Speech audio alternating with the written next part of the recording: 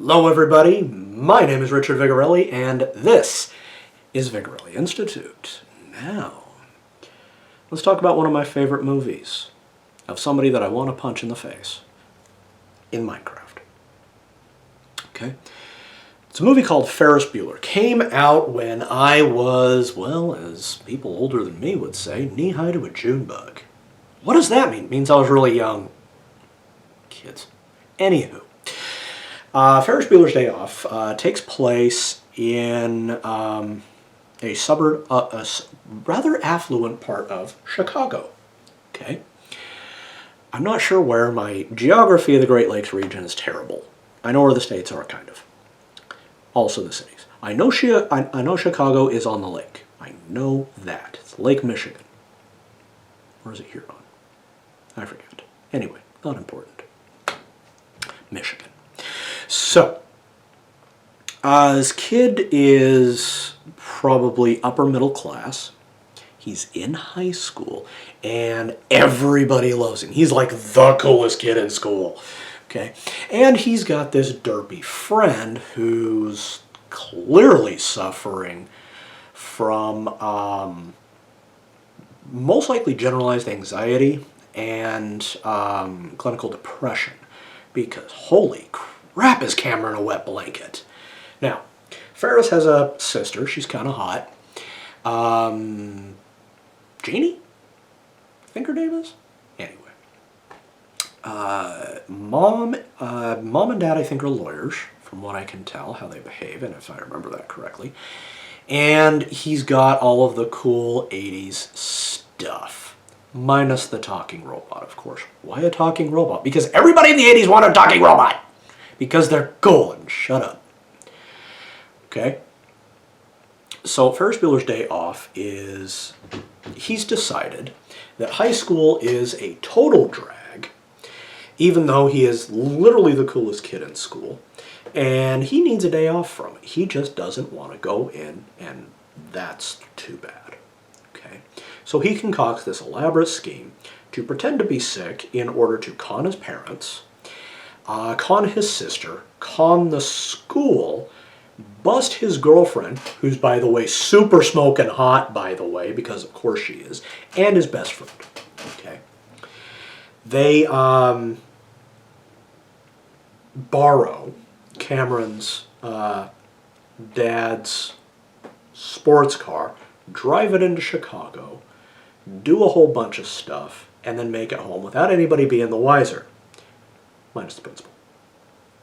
And his sister. What? Can't be totally unbelievable.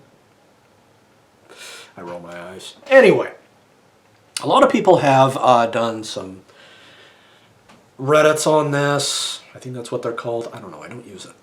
And quite a few other essays, not unlike this one. And I'm taking a lot of inspiration from that. Now, you can go ahead and read those, okay? I'm going to examine the three central theories as to what is actually happening in the show, okay? Theory number one, okay? Ferris is real.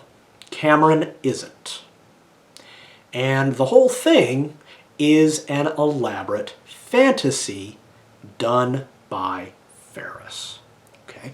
So let's take a look at this, shall we? Now, in Just Ferris is Real, Ferris is a total nerd, okay? Yes, he is affluent, okay? At least upper middle class, very bare minimum, okay? Now, he is super intelligent, but he's also very, very socially inept, okay? This is evidenced because school is a drag, it's boring, okay, and it's tedious, okay. He's got a computer that he's really good at. He's also really good at music, and he, in his fantasy, creates a program that is a recording of him being sick, okay, that he figured out on his keyboard, okay. He's obviously not stupid, this kid, okay. So the fantasy is he's got this friend that's even derpier than he is, but he's super cool, and everybody loves him because he's cool. And that really hot chick in his math class, yeah, they're dating and they're doing it and stuff, okay? And he really, really wants to drive that sports car that he saw that one day, because that's like really cool, and it's red and it's fast. And he really, really wants to like go to a baseball game and then a museum, because museums are awesome stuff. And he really likes the Cubs. Okay? So he dreams all of this stuff up. Okay? So chances are he is at home in bed, fantasizing about a way to get out of going to school the next day. Or he's in class going, God, I want to get out of here. Okay? Interestingly, though, the only piece of revenge he has is on his sister, his parents, and the principal. Okay? Principal's a complete knob. Mr. Feeney? Is it? No, that's Boy Meets World. Either way, not important. His parents are completely clueless because every single teenager thinks their parents are clueless. Okay? And his sister's a total B with an itch at the end. And he beats her because she got the car, but he got to have a really cool day and drive a sports car. Yeah, because he wanted a car because then he could pick up chicks. Oh, sweetie. So, he's dreaming all of this up. He plays the principal for a fool, and he gets one over on his sister and his parents. They're none the wiser, and life is cool because I'm Ferris, and everybody missed me because I was sick. Okay? Here's what probably is his life. Okay? Now in the movie, he's got fantastic complexion. He's gorgeous, okay? And he's fit without being muscular, okay? So I'm willing to bet he is skinny, 100 pounds dripping wet type of thing, 98-pound weakling, and lots of zits, okay? When he's not at school, he's at home playing with his computer. You gotta remember, back then, the internet didn't exist, so this guy's playing text games, okay? I'm willing to bet Cameron is based on someone in his life that he wishes they were closer friends, or Cameron is real but is a fantasy version of the actual Cameron, okay?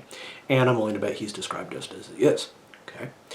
I'm willing to bet the principal does not like the kid because, well, maybe he does like him because he sees potential in him and wants him to do better with his life than just be a weirdo.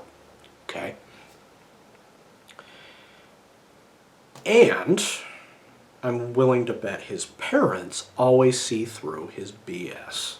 That's why he fantasizes about that. Okay? Now, here's the other one. Ferris doesn't exist. The movie is about Cameron. And this is Cameron's fantasy. Okay? So let's examine this, shall we?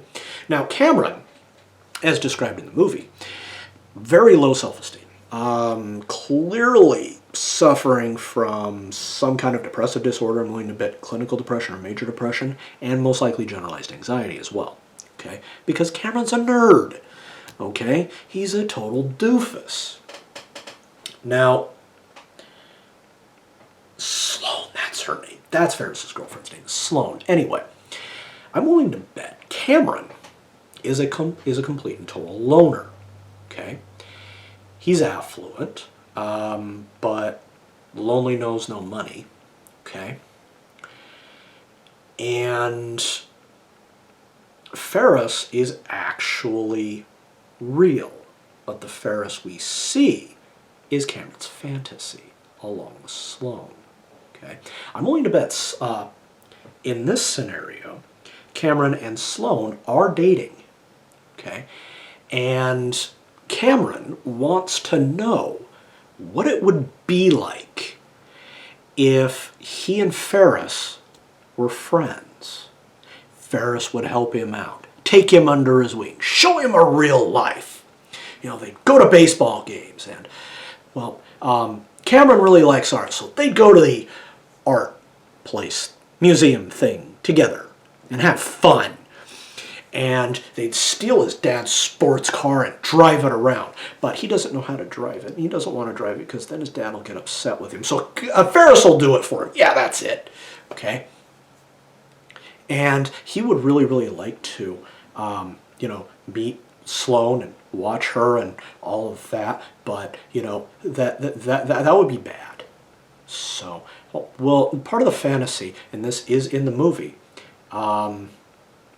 he blows a gasket with everything and goes catatonic. Okay. Well, he gets to watch Sloane dress into her bikini. Okay. Well, I'm not ashamed. Line in the movie. Okay. That's part of his fantasy. Because his self-esteem is so low, he could not see himself getting together with a beautiful girl. Okay? Slash woman. Alright?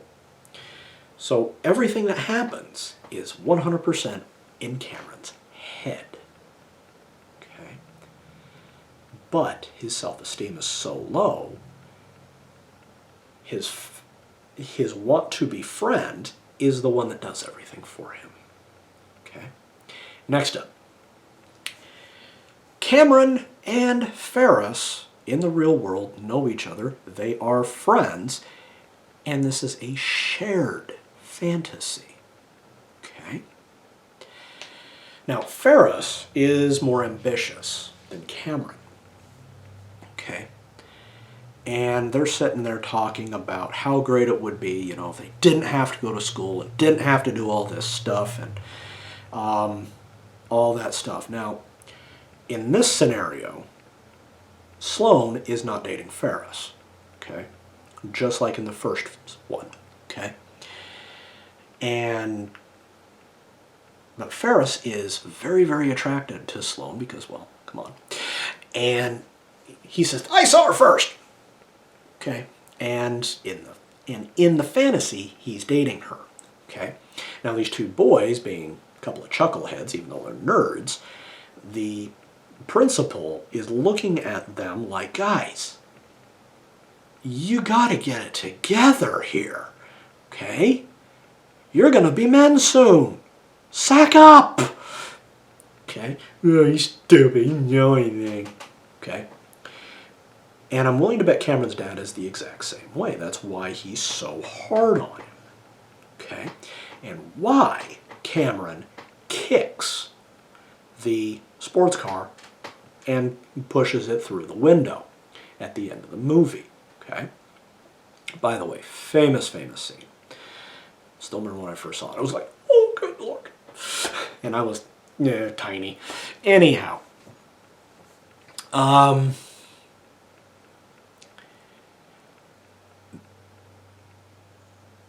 Again, they're going over who they would show up, who they would stick it to, okay?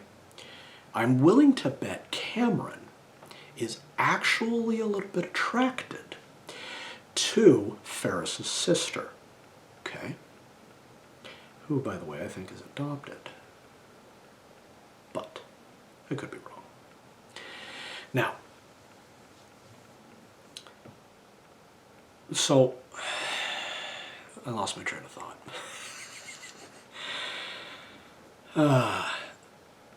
So with the scene where Janie is in the police station and she meets Charlie Sheen, who's the drug guy, okay, and, you know, she hooks up with him.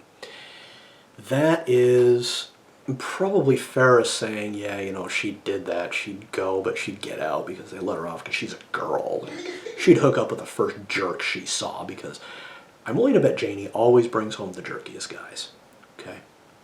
At least they're jerks to Ferris, okay? So, Now here's how we know for certain, regardless of what scenario it is, the whole thing is a fantasy. Okay? First of all, 18-year-old kid pulls a fast one on his parents that, yes, might be total idiots and total workaholics and really don't care, but that he is able to put together this scheme and what amounts to probably a weekend worth of planning, because this does seem to have been thrown together on spur of the moment. Okay? That falls way too neatly in. Okay? Next up, he would have had to leave the house probably by about 6:30 in order to get to school on time. Okay? Maybe even 6 a.m. Now, given that he is in the Chicago area, and the time of day and the way the sun is aligned, has to be either late summer or late spring. So we're talking May, okay? And which I'm fairly certain is because at the end he does a fourth wall break and talks about graduation. So days are pretty long, which means sunrise is long before he needs to get up. Okay, especially at the latitude of Chicago. All right. So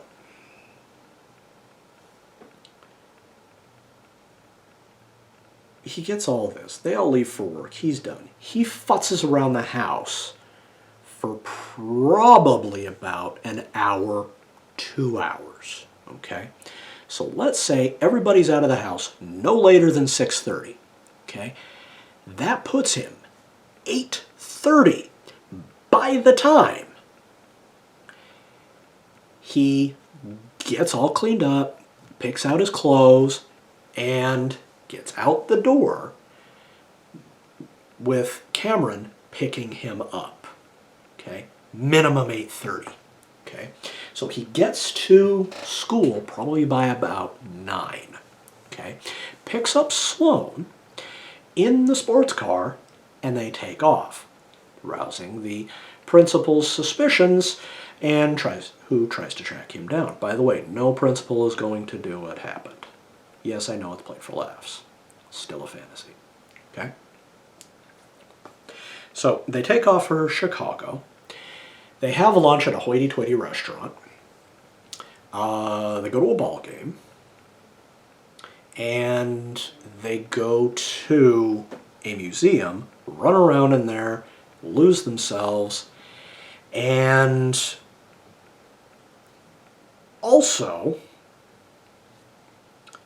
have just enough time to, let's see, they do something else. What is it? Leave it in the comments, okay?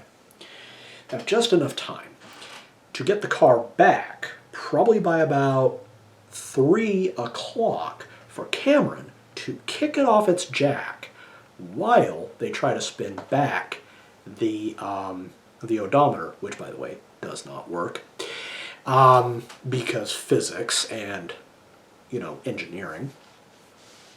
Okay. So they probably spend about an hour doing that, and it's just not moving. They're just wasting gas. Okay. Oh, yes, they go swimming. Okay. So they do all of this. Now, midday traffic around Chicago, mid-80s. Okay.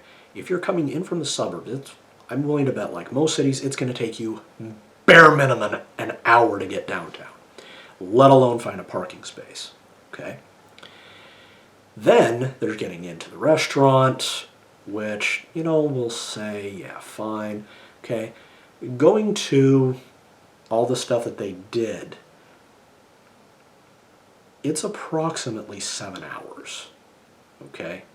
When you look at the amount that they did, the sequence that they do it in. Okay. So picking Sloane up at 9 a.m., see, 9 a.m. plus 7 hours, okay, is 10, 11, 12, 1, 2, 3, 4, 2 o'clock, okay.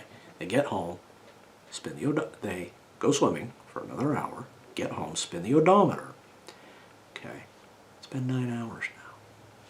Mom and Dad are home by 5. Okay. Here's the thing. The logistics of what they did is impossible. Okay, there's no way they could do it. Not with the amount of time they spent. Okay, yeah, you can probably go through an art museum in an hour or two.